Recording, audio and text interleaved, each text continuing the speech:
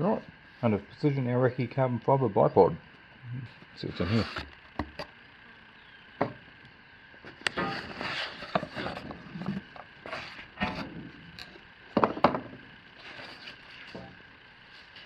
So it's got molly webbing for attaching to items. You can Google how to use that if you're not familiar with it. Molly on the other side, so you can still attach other things to the exterior of this. Let's see what's in it.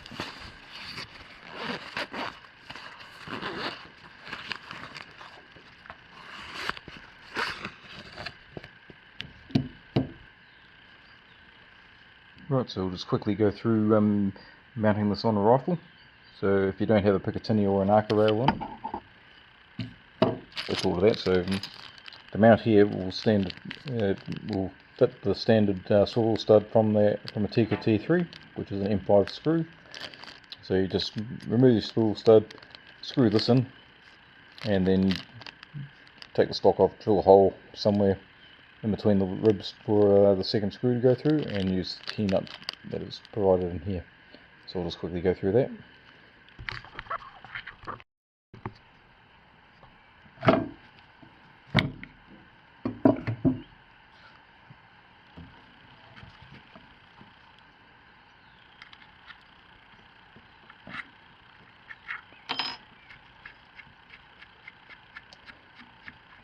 This is not a Tikka stock, this is a Savage, and it is one that I've prepared earlier.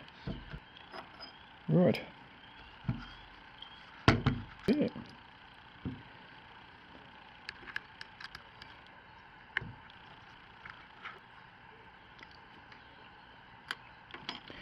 Right.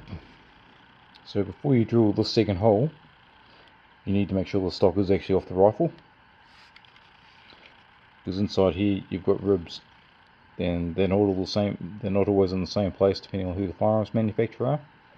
And if you don't look first, you could try drilling. You could be drilling through one of the rib sections here, which is going to cause you some problems. So I've already drilled this one out in the place where I want it.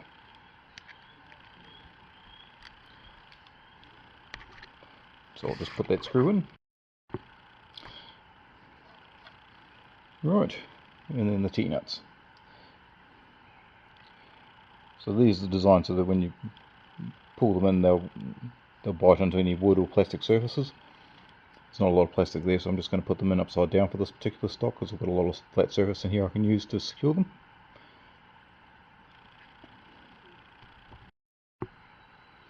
And there we go, that's the mounting of the bracket complete.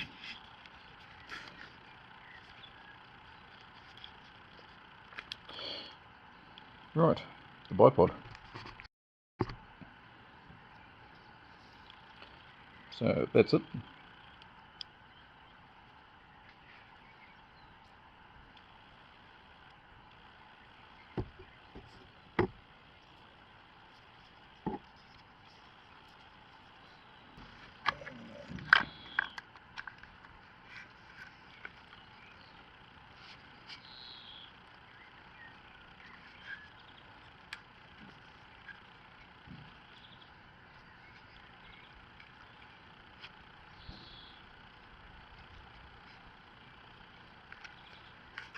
There we go, just like that.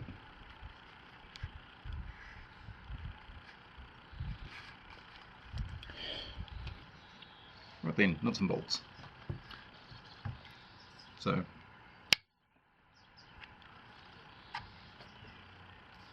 depending on how you've got this mounted, I'm just going to go straight out.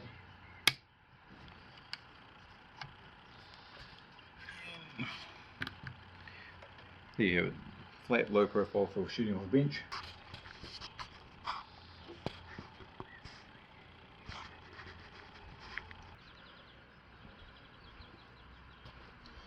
So push the release lever on the front, and now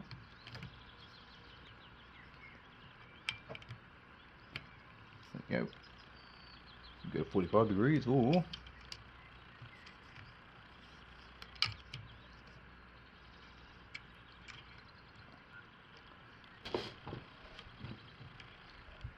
has swivel.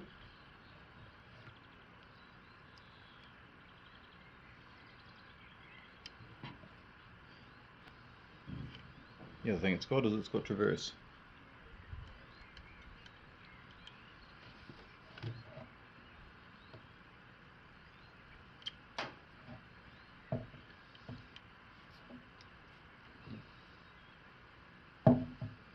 And you might be thinking that this sort of catch is getting in the way, and you're right, it is. So I'll just tighten that up. But what you can do is it'll slide out, and then you can freely reposition it anywhere you like. So if you're out in the field, you can have it there, traverse easily, and then you can lock it off. And then when you're transporting it, you can just flip it up out of the way, so it's a lower profile.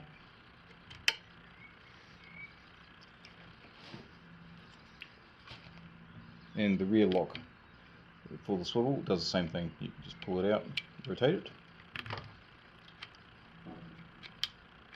without adjusting the bipod, without upsetting the bipod at all. So that's a feature that I actually quite like.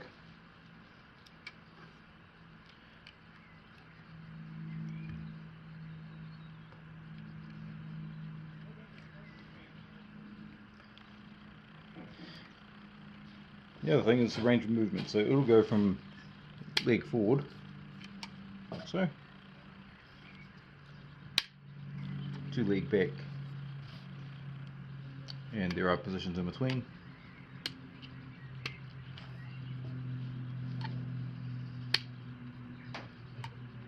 Like so. It locks positively into each position. So it gives you quite a long range of movement that you can get. So you can get quite a low shooting angle on it if you really want to, or you can just lay it flat and get right down onto it.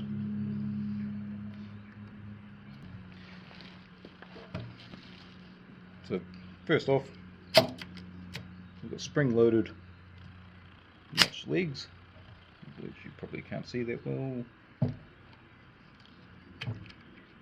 Just pull these in.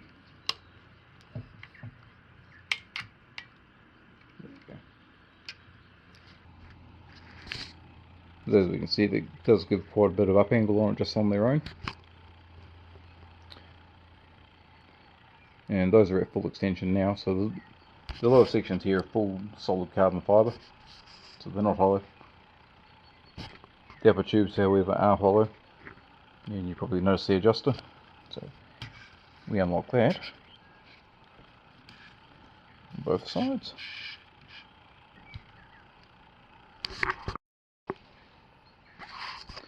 You've now got quite a lot of height on that.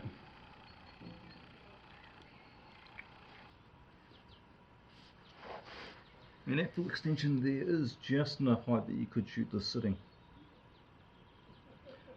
So I had to grab some measurements later on, and I'll put them up on the screen as to what the heights on this actually, the shooting heights on this actually are. But yep.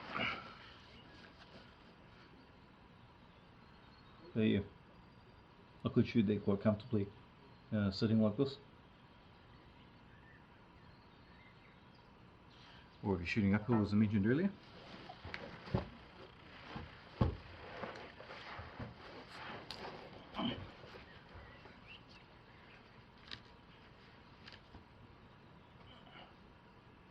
You can get quite a lot of up angle on it. So yeah,